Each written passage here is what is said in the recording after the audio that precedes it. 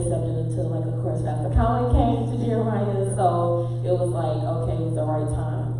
And I ended up accepting my calling and doing my trial sermon here, doing the ordination here. Just some major milestones in my life here at Jeremiah, and just having some amazing individuals and people in my life.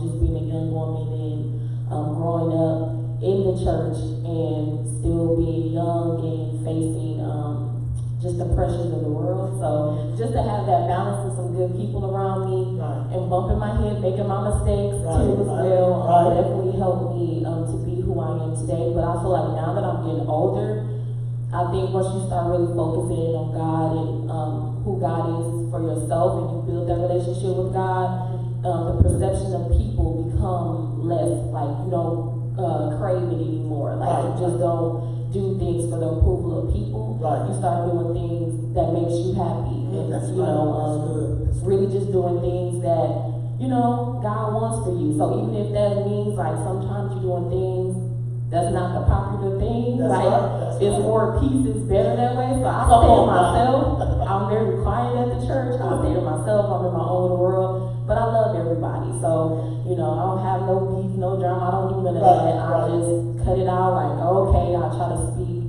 to all the youth in the church and have real conversations with them. And that's good. I'm not, like I tell people all the time, I'm not your traditional preacher or, anything like that. I'm just me. That's just really all it is. That's right. I always say that everybody has their gift and their gift niche, and that's what God gives us.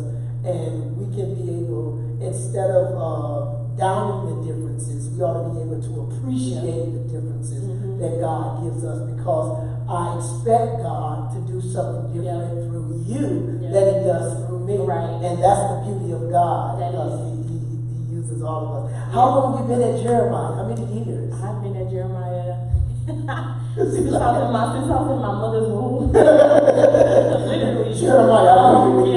Like when my mom had me, my mom had me. I think I was like, as soon as she had me, my mom walked straight through the doors with me in a car seat. Like I've been here for a long time. So I'm 27 now. But I would definitely say when I would say 27 years of life, but I would say I started taking my journey with church and with Christ, I would say maybe about the last 6-7 years. And I would say, because like when you're young, like you just come to church, you're told to come to church because your mama. So I normally say like I really started taking church really serious like in the last 7 years of my life. Okay, good. Tell me about your counseling background, your school, where you go to school, what you're doing, how, and starting your business. Well, I attend Alverno, and I actually have like one semester left. So my last semester is my summer semester, thank the Lord, and I'm done with my master's degree. And then I will be taking the NCE, which is the National Counselor's Examination. All right. And if I pass, then I'm not saying if, when I do pass, I will have my license to practice therapy. Right now, I do have my substance abuse counseling licensure, so I am able to work with youth and adults too who have substance abuse issues and battling substance abuse and alcoholism. And I don't know, I just became really passionate about mental health. It really started when my younger brother was in a hospital for about 6 months having seizures. And I just really wanted to know how the mind works, really, how a person can really revert back to being a teenager all the way to being like an infant again and having to learn how to read and write. So I really became inspired through that. I didn't really start taking it serious until I myself started dealing with depression and anxiety, and I was diagnosed with that from my doctor. And then when I was going through that, it wasn't really a lot of resources there for me. My family really didn't know what was going on. My mom, she still be confused some days about it, but she's learning. And my grandmother, I would say, was really the one that really guided me through that, because she deals with anxiety and depression herself. So she was the one who told me, well, this is what you need to do. You need to find a therapist. And it started from there. I just saw a need really for mental health, because a lot of churches don't really incorporate mental health in the church. There is a lot of stigma when it comes to mental health, and a lot of people do believe that therapy and faith does not coexist, and it does. That's why they have holistic therapy, and holistic therapy is the spiritual side. So that's for those individuals who don't like to take medication. They don't just agree with that. So that's the holistic therapy, and I do feel that you have to kind of break the stigma down when it comes to mental health, because in reality, there's a lot of preachers and pastors who have depression, and there's a lot of pastors who have committed suicide within the last 2 years. That has, it's been very knowledgeable, I just felt like it was very sad because a lot of pastors and a lot of people who are in these leadership positions don't have places to go to. It's true. Because I kind of feel if they did have someone to talk to without being judged, because pastors deal with a lot of stuff. They not only have to deal with the members, they have to deal with the people on their board. They have to deal with their own personal lives too. Still come to church with a brave face. Deal with our problems, being woken up in the morning, going to the hospitals, doing funerals, and they give so much of themselves out. And then when it comes down to appreciate your pastor, or when it comes down to figure out what's going on with your pastor, it takes for a pastor killing themselves before everybody starts to notice, like, well, I should appreciate my pastor. Amen. So, with all that being said, I decided to make my own mental health, just like resource business, and it's called Mental Matters Agency. And I created this business because I felt there was a need for individuals of the African American community to have resources available to them. So what we do is we provide resources for individuals who are looking for therapy. We do coaching sessions because a lot of people don't want to go to therapy, which is understandable because it's a new concept. So we do coaching sessions, and coaching sessions is like we work with people with PTSD, grief, trauma, just anything you name, or even if you need somebody to talk to, we're there. We also outsource you to therapists, so we connect you to therapists who accept your insurance. So if that's something you're looking for, we do that. We also do virtual assistant services too, as well, for people who are in businesses or have nonprofits or anything like that. So we take that stress away from you, so you're able to focus on your business, and we do the back work for you. So like scheduling your social medias, doing the admin work, replying to emails, making sure you stay on top of everything, so that way you don't have that much stress to worry about. So everything works around mental health. So I just created that because me personally, I just feel like I have some amazing people in my life, but also have amazing leaders here. And you know what I'm saying? And the last thing I want is for people to be uneducated about really what's going on, or for something bad to happen to you, in order for people to start appreciating people who are in leaderships. Because at the end of the day, preachers, pastors, nurses, whoever you are in the church, you matter too. So that's the reason why I ended up creating my business. Well, that's good. That's good. And you've been at Jeremiah my whole tenure, and things that we've been through as a church family. So I'm grateful for counseling, and I'm grateful for having not only mentors, but those who are therapists to have that communication with, to talk to, because a lot of people don't realize what you go through. They see you on Sunday morning, and they see you preaching, and they think that everything is okay, and they think you can pray away everything, but you can't pray away everything. You got to work through some things, and then it'll go away, and you got to deal with it. Hey, we're in the midst of this pandemic, and now families have to be at home. You really got to get to know one another. So what tips that you can give families to deal with the stress, and even some tools that they could use to navigate, and build their relationships now while they're, at home with each other? I think this is a good time for the family to become stronger. I would definitely say the first thing first is to acknowledge the way that you're feeling, and to know that it's okay to not be okay during this time. Some days you're going to wake up and you're not going to be okay, and that's fine.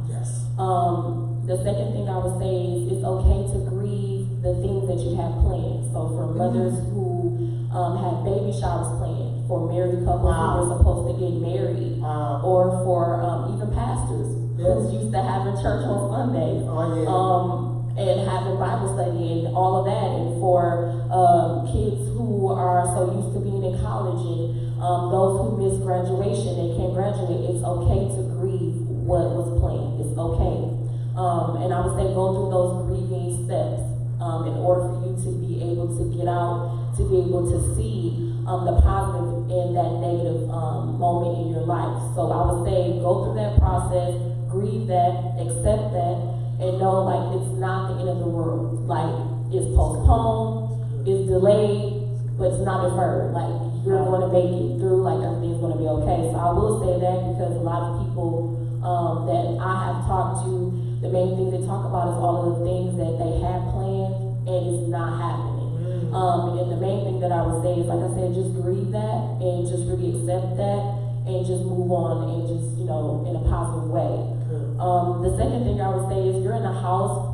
Some households are big, some households are small, and my household is just me and my sister, and I do have a dog, and then it's my family. Not my family, my family, but my mom and then my brother. Okay. And because like I always check up on my mom, I'm always making sure she's okay. And because my brother and my mom, they're together all the time, my brother finds himself very bored at home, nothing to do, because my brother, he likes to be out. And for those people who are like to be on the go, outside, all the time, and then those who are introverted, like myself, a lot of them were saying, well, this is the perfect time for us because, you know, we always in the house. Which is not true, because some introverts are being affected by it too, because even introverts expose themselves for small periods of time outside. Then they come back into retreating to heal themselves. So it's difficult for all people. So what I would say is, the first thing I would definitely say is set family boundaries within the home. That's very important. So if you know there's certain times of the day that you want to read, certain times you want to listen to music, certain times you want to do certain things by yourself, let it be known with the family. Have a family meeting. Either you can do it like once a week, or you can do it, twice a week. Whatever works for you, on a Saturday, on a Monday, whatever. Just have like a family meeting and just say, hey, this week I plan on doing this, and I need these times to myself. Don't disturb me. Don't interrupt me. Let me do what I have to do for myself, because for one, you have to take care of yourself too. Two, I would say, is have come together as a family doing things collectively. So something you can do is family yoga. My sister has been doing yoga in the morning. Okay. And it has been inspiring me to do yoga in the morning. So she literally like takes a towel, she puts it in the middle of the living room, and she she watches the yoga on YouTube. YouTube has like 1 billion videos free. Like you don't have to come out of your pocket for it. It's free videos. I do yoga with Adrian. Adrian, that is my girl. I'll be like, hey. You can just do yoga like for free. It's free. And your YouTube also has meditation videos too, where you can put your earphones in, or you can play it from your speaker, and you can just meditate for 20-30 minutes out of the day. My sister does that. I do that too. And the reason why I meditate is because I feel it allows for me to be able to set the tone for the day, and also anything that I want to sleep with at night. When my mind has been racing, if I know I woke up carrying those same stressors, it releases all of that, because then I'm able to pour that out into meditation and really reflect on why am I stressing. I got a quick on meditation. I'm going to pause it right there, because I love meditation for the fact that you deal with the issues that you're dealing with. But also what I do is incorporate God's word into my meditation. And whatever I'm dealing with, I try to find something in God's word that speaks to it, to sort of balance, the stress and the pressure and what God is saying. Oh man, it's an amazing thing. And I think too, with people, like a lot of people don't like to listen to meditation videos because, of course, because of their spiritual beliefs, or what they believe in, and because they don't, they feel certain videos. They don't want to expose, I guess, their spirits or their energies to that, which is fine. So if you don't want to listen to that type of music, there is white noise too as well. And white noise is literally like sounds like the breeze, oceans, Right.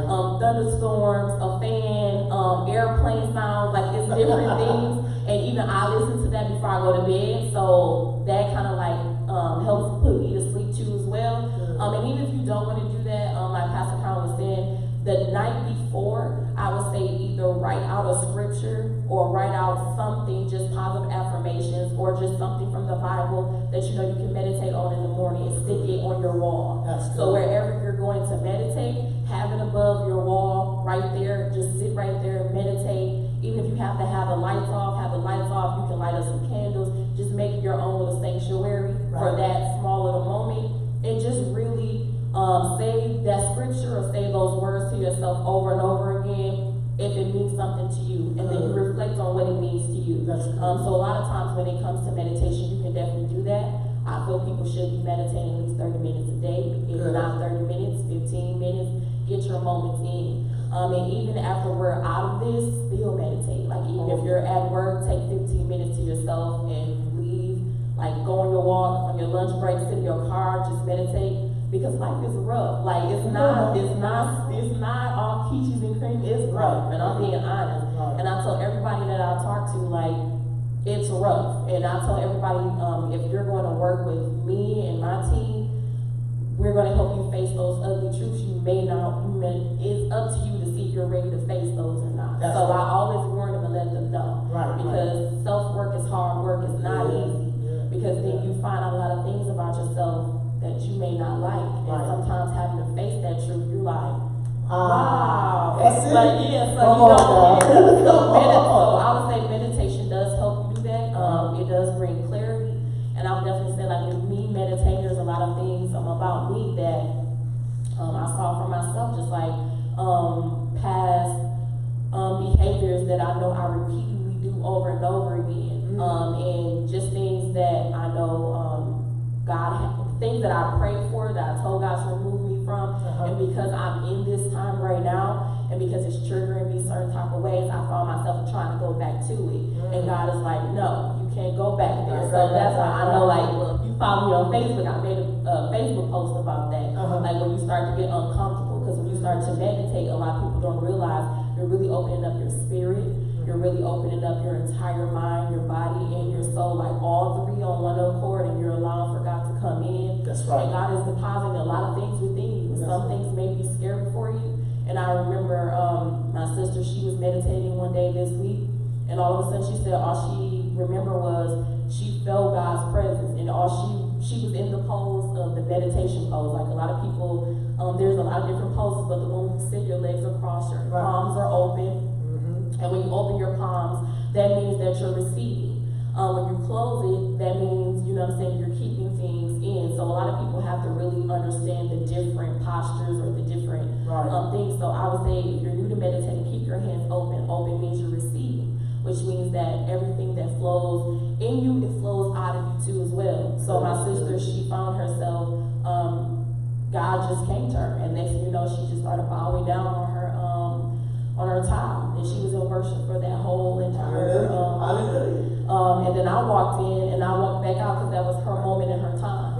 So it all ties back to having that family meeting. Even I know her meditation time, so I know it's in the morning between like 8 to 10, maybe 8 to 9. So I try to stay in my section in my room until she's done. Then I go and I just respect that. So it's just like respecting the boundaries and the things you have laid out. So if you know you need a creative moment for yourself, take that creative moment, like channel all that anger, all that energy, do what you have to do.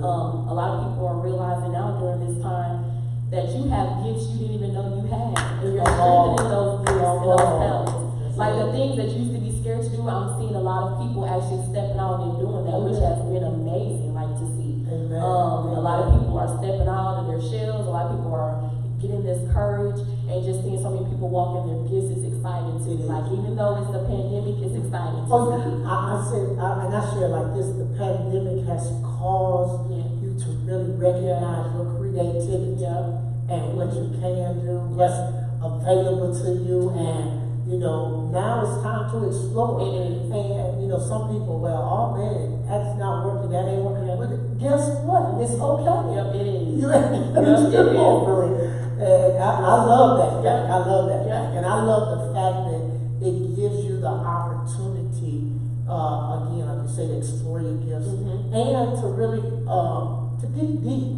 Yeah. To dig deep and really engage and say, okay, God, thank you. Yeah. And be appreciative. You know, we created in His image. Yeah. He's our creator, and Yeah. He deposited creativity in us. Yeah. That's how I That's look how at it is. Yeah. Absolutely. It's the same thing. So I said it's an amazing thing to see, like, people are writing books, people are Yes. taking classes. Come on. And there's a lot of people, places that are like offering free classes Yes. and CEU credits. Like, it's a lot of things for you to do to keep your mind focused on that. So I would say that meditation. I would say journaling is very good too. Good, yeah. You're able to write out how you're feeling. A lot of times, even if you feel you can't talk to someone, grab a piece of paper and write. Grab a notebook. I believe me and my sister, we had a day where we wrote out a manifestation list where we wrote out all the things we wanted God to do. Yeah. And we knew we had to put the work behind it, but we wrote those lists out. We folded those lists up and we hid it in one of our Bibles at home, and we leave it there. Right. So we don't keep going back to the list, we just leave it there. Like, once it's out, we let it go. So then after all this, we just want to see all the great things God has done. So that way at the end of the year, we can check it off. So if that's something you guys are going to do as a family, you can journal, create manifestation lists with your family. And then after that, you don't have to share with your family. Y'all just pray over it together as one unit, as one force, and then you just leave it alone. You guys place them like in a sacred place, and you guys just leave it there. And then at the end of the year, go back and just check off just to see all the things that God has done. And that's just like an amazing thing that you can do. Right. And like I said, arts and crafts has been a huge thing. That's art therapy. Yeah. Like, there's not a lot of places that are open, but there's a lot of things you can do. You can do your makeup. Like, I'm learning. There it is. I was going to say, my daughter, Jamia, I'm she learning the makeup artist to come I watched downstairs. so many like beauty YouTube videos, and I see tonight, so I said, okay, now, because I at least come out here and know how to do something, like an eyebrow or something. So I'm watching a lot of beauty YouTube videos and just learning how to do something that before I had that mentality, I could never be able to do that. But I think during this time, it taught me you have the time to do it, to practice it. That's right. And I think with anything you're learning how to do, you have to practice. That's it. And practice is something that requires discipline, it requires knowledge, it requires you to have patience. That's it. And I think during this time, patience is the hugest thing that I had to learn too. Because we are so fast-paced, doing things, and everything just being this way and that way, that now, when everything is not fast-paced, when everything is not in order, we losing our minds because we don't know how to operate without order. Not saying order, we don't need it, but what I'm saying is, you have to build that with your family, that if everything don't go as planned, what do we do next? That's good. So it's just almost like having that conversation with your family. So that's just like, God forbid, if your house catch on fire. Yeah. What's the plan after that? Do you guys have a plan after that? Like, what we gonna do after that? Like, what is it? Like, is we gonna, stay somewhere going up? Do we have insurance? Do we have all this stuff? It's just that. I will also say too, for families too, therapy sessions. If you are doing therapy sessions, there is a counseling center called Cornerstone Counseling. They're doing free counseling services over the phone.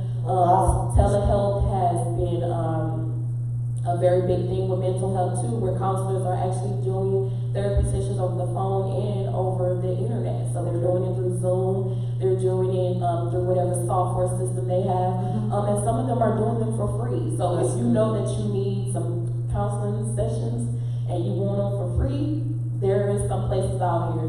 The other thing is 30-minute walks. I walk my dog because sometimes I have to get out of the house. He has to get out of the house because he's a dog and he has to get out. And you know what I'm saying? So 30-minute walks I think will help, or even an hour, even if you have to go, because where I live there's like a huge golf course park over there. Okay. So we walk around there and it's an amazing thing because I'm able to clear my mind. I put my AirPods in, I just listen to music and I'm just walking. Good. But to expose yourself to just nature. Of course, we can't be around people, but just even if you have your mask on, just take a nice walk to feel the air on your skin. I will also say, when you're in the house, and I know I was on Facebook Live when I said this, open up all of your blinds in the home, in your dreams. Do not have your house dark like it's a cave.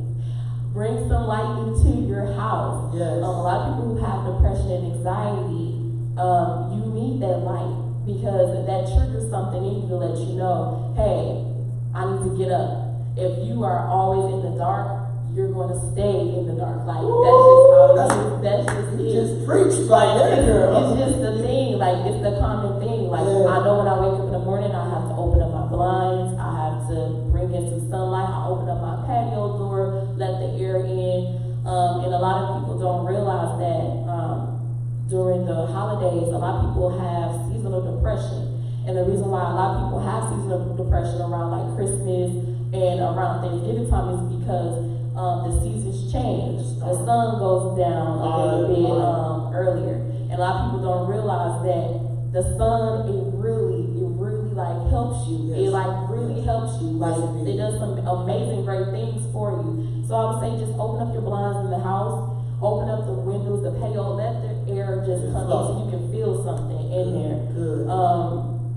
And I would just say develop a stay-at-home routine. And when you do one new activity for the week. So let's just say you're at home and you're like, okay, I'm finna knit, I'm finna sew, I'm finna do something. That's your one activity for the week. Right. A lot of people say they want to write. A lot of people say they want to make a CD. Do whatever like you know you want to do. That's it. And I'll just say just develop like a stay-at-home routine. So that could be, I would definitely say is when you wake up in the morning, get up out of the bed, change your clothes, take a shower, wash your face, and get dressed for the day. Even though you're not going anywhere, probably to your living room, that's fine, but still get up and get dressed for the day. Because when you get up and you dress yourself, what it does is your body is sending signals to your mind, telling your mind like, hey, we're getting ready to do something. So it starts to like pump you up, it starts to get you in a better mood. So even get dressed, even if you change pajamas, that's still something. Still get up, get dressed, do your hair. If you feel like doing makeup, do your makeup. If you feel like, you know what I'm saying, I mean, I don't know how men do it, cause like I understand, but you know, men practice lining yourself up. I mean, it's the great time to do it. You know? I mean, it's the great time to do it because even if you mess up, can't nobody really see. You can put a hat on, like you're in the house, like you mess around enough, like you still good in the house. You know, learn new things, learn how to braid hair. Like it's a lot of things that you can learn how to do your nails. A lot of people are becoming self-sufficient, and I feel during this time, all of this is helping you so you can, when we come out of this, to start saving more money. So we as women learning how to do our own nails, learning how to do our own eyebrows, learning how to do our own manicures and pedicures, and knowing how to do all that because we spend all this money, and I'm one too, spend all this money getting our nails, our eyebrows, all this done, but when we come out of this, we saving lots of money for like the things we want. Look, what's that hair did, everything did, and broke. Yeah. But now you can do it yourself and have somebody. Yeah. Amen. So I would say that another thing I would just say, limit your social media and network time. Yeah. I do that too. I only try to stay like at least on social media sites for at least about like an hour. Okay. Maybe two, depending on like if I haven't been on there in a couple of days. Because sometimes what you see can be triggering. You see a lot of people, a lot of live videos of people going into the hospital, a lot of people who are in the hospital making videos just to warn everybody about what's going on. And because funerals are now, like you can't have a lot of people at funerals, a lot of funerals now are going live. That's right. And most of them lives, the caskets are open, and that can be very triggering for a lot of people. True. So I would definitely just say, like, if you know you are the type of person to be triggered by what's going on, limit yourself on social media. That's true. Also, you can turn off, there's certain features on Facebook, I believe, where you can turn off certain posts, so that way you're not able to see them. So a lot of times, if it's different funeral homes or anything like that, you can cut off those posts just until, like, you know, you're at a better mental space. Because seeing someone in a casket during this time, it hypes you up because you have family members, and seeing someone, like a lot of people can't handle that. Right. And seeing that, and I would just definitely say is don't listen to what you see on Facebook or on social media. Find one news outlet that you trust, that's reliable, CNN News, whatever, and take that information from there. But limit your social media time. And the only reason why I say that is because there's a lot of people with their own theories and conspiracies. Right. There's a lot of people going way deep into this virus. And there's a lot of information being passed around because a lot of people just really don't know. And if you take that information, you listen to it, you going off and doing all this stuff. And it's just a lot of things are changing with this time and with this virus. So I would say for me, I know I stay off of that. I don't watch the news all like that. I only have it on my phone, on Apple, like Apple News, where I'm able to see it. Only because like if I watch so much of news stories about shootings and killings and all this other type of stuff, it triggers me. Yeah, it triggers me. And it affects me negatively. I limit it to 1 hour a day. That's it, 1 hour. And then I share what I need to share so people can know. Like for example, like with school, like those who have children in PS are passing out Chromebooks next week. So families, please reach out to your children's school. They're passing out free Chromebooks to the kids, where the kids can finish up their remaining of the semester of their education. So my brother is picking up a Chromebook so he can finish off like his last 2 classes, so he can be done with high school because he's a senior now. So it's just like stay on top of certain things like that. Energy assistance, like they're doing energy assistance now, where they're helping families. Even car insurance places like Progressive, they're giving you 20% off now because of the COVID virus. They're actually delaying your payments now and deferring that. Car note places, like if you have a car note, you can call into them to do that. So I know money and finances has been another huge stressor for families too. So what I would say is grab a notepad, or you can even type it up, whatever works for you. Write out all your bills, write out all the places that the name of those companies where your bills go to, and call each and every single last one of them to see what they're doing during COVID-19. And just ask them, what's their policies, how they're deferring payments. And I know a lot of times people will say, well, no, I don't want to defer this. But at the same time, when you're going through this and you don't have a lot of money, because either you're laid off or you're waiting for unemployment, and unemployment is so high right now, that a lot of people aren't getting approved right now. So a lot of them don't have money. So instead of you getting your car repossessed, call your car loan and just let them know, like, hey, I lost my job due to this. They would defer your payments. I believe they give you like 60 or 90 days. And you able to do that. That way, that financial aspect is off of you. And I would just definitely say, during this time, just try your best. It's not easy, and that's why I was saying, just learn to be okay with not being okay. Some days you're not going to want to do anything. And that's okay. And watch out for the posts that be on Facebook. I know it's a post that's going around, or was a post saying that if you don't come out of this pandemic with a new skill, a trade, or something like that, then what are you doing? You necessarily don't have to come out of this pandemic with a new trade, a skill. Coming out of this, surviving and being alive, that's the most important thing. So even if it's tough right now, you can't do anything, I would definitely say that. Another thing I would say is exercise. Get in 30 minutes of exercise, and do some type of fitness routine. Like I said, YouTube has plenty of videos. A lot of trainers are doing free virtual trainings with everybody. They're passing out their links, and you can jump in on the exercise class and do that.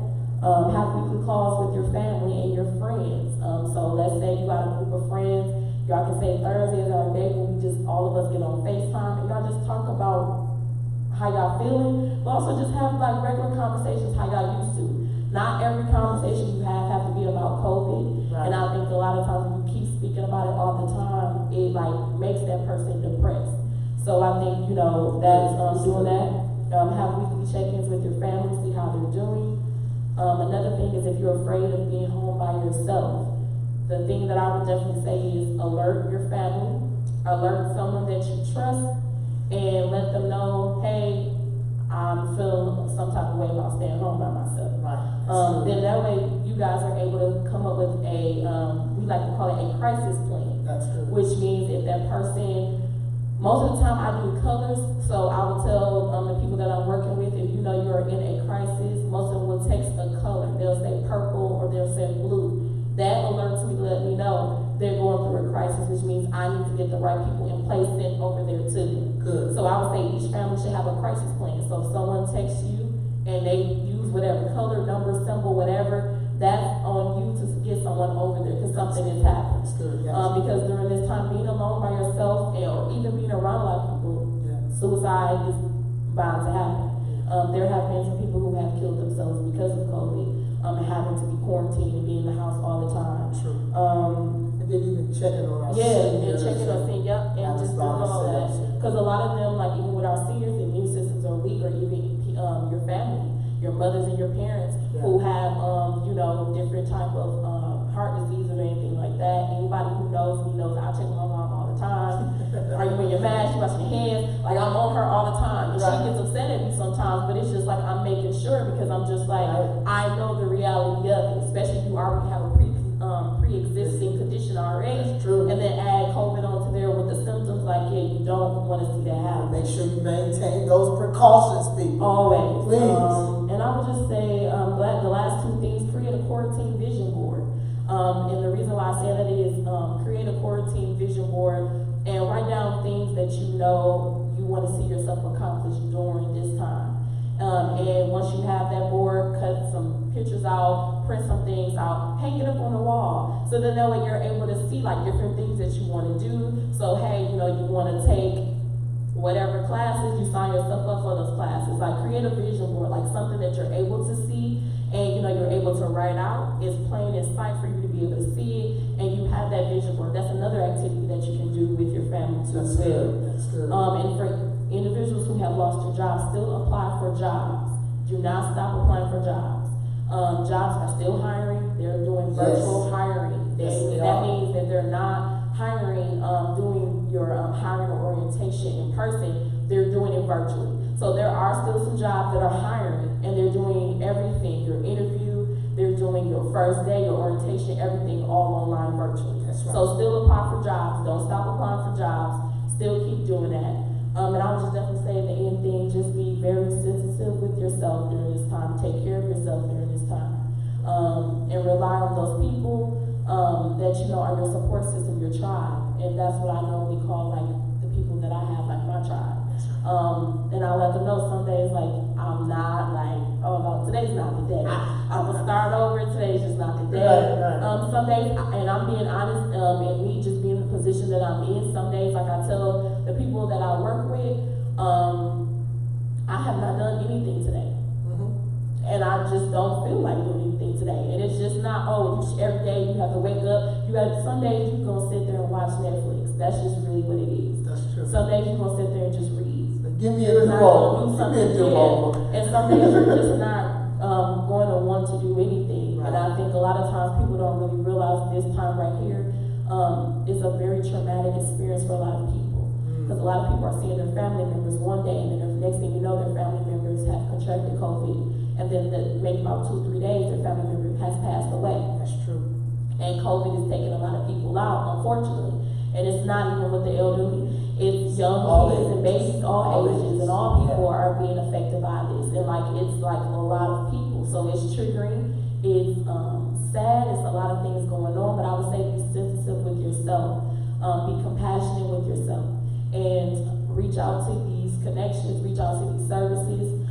If you know you need someone to speak to on a spiritual level, reach out to your pastors too as well, if they have time. And the one thing that I would say during this time is before you not inflict, but before you bring your problems to someone else, ask them, are they emotionally able to help you right now? Yes. So before you come to them with your problems, ask them first, are you emotionally capable right now to take on what I'm about to put onto you? And the reason why I say that is because that person could be dealing with a whole bunch, and they have to make the decision if they're willing to take on your emotional baggage right now, if they can handle it. So I would say any person who's like a therapist, any person who works like in hospice, any person who's our pastors, who are leaders, fathers, mothers, whoever you are, if your child or whoever comes to you and say, I need to speak with you, first make sure that you're able emotionally to take on what they're about to bring to you. Because a lot of people don't realize that stress too, because as parents, you're worried about how you're gonna feed your child, how you're gonna take care of the household, how you're gonna do this.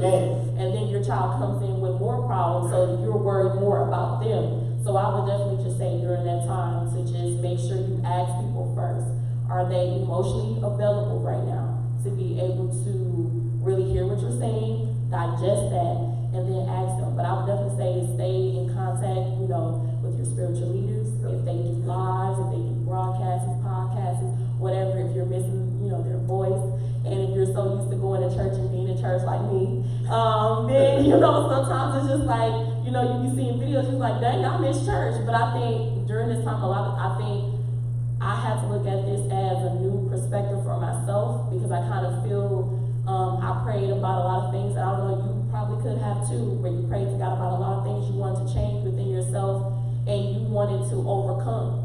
And I kind of feel like you got to look at this moment as God giving you that opportunity to do that, to operate and to work on yourself, and to also acknowledge some things about you that you need to work through. And I believe during this time, I know one thing that I asked God was to give me the courage to be able to say no and to stop spreading myself out so thin. There it is. And during this time, I found myself like, now I have an excuse. No, I'm not going nowhere. Like, we ain't COVID, like, we gotta wear masks. I'm not going out there with all these people. So no, I tell people like, no. Say, I'm good. Keep my So I tell distance. people, all the time, think of it as a positive thing. We have lost a lot of things. We are grieving. All of us is grieving, because when one person dies from it, it's almost like they're our mother, they're our sister, they're our brother, because that could have been, our family member. So I would say, think of this as a positive time. I know it's negative right now, but think about all the things that that you want to work on. Like, there's a lot of things. Like, I know, like, I've let go of a lot of toxic things, a lot of toxic people, relationships. I let go. I've let go of so many things, and I think now I'm operating off of this new era where I'm just like, what am I supposed to do with myself? Because I'm so used to having toxic things and people just all around me that I had to really realize that in some way, I feel like in order for me to be able to be happy, I needed toxic things and people around me, because I was so used to having that. But when you start breaking those traits within yourself, you start to see like, no, you really don't need that. Those walls, those barriers. And then you start to see like those things that were really stopping you from really having that real close personal relationship with God, and like really how you experience God. And I think during this time, like I said, people will believe what they believe, and I'm all for that, but I believe in God, so that's just me. And I think during this time, I found that my faith has increased tremendously, because I feel that God has been able to deposit more things within me for my business. And I tell people all the time, when people talk about my business is not for me, it's for the people. So when people talk about my business, I say, oh, it's God's business. God is the CEO. I'm just the vessel carrying out the blueprint. That's all. I'm just the human form of it. And I just tell people all the time. And I tell people, when I did start my business, I feel like God gave me this business in some way to heal me. So my business is healing me in the same way. Because some days I'm not having, I don't know everything, but the more information I have, I'm able to pass off to different pastors and people in these different leadership positions and stuff. So thankfully I had a pastor where, I'm able to give information to, and he's able to incorporate that like on Sundays in the morning and talk about that, and talk about being depressed, and talk about people in the Bible who had depression, and people who, had all these different type of things. And it's a sad thing, and it's a real thing too. And I would definitely say that during this time, just find yourself, love yourself, reach out to people that are kind of the strong ones, if you have not heard from them, because even the strong becomes weak. So you have to really check up on the people that you love and you care about. And I just think that's really it. But I'll tell you, Jamia, this is one of the things that's so important when we talk about in this house, making sure that we take care of our personal health, our mental health, our financial health, and our spiritual health in this season. I thank you for coming in this house with Pastor Eugene Cowan, Jamia Church.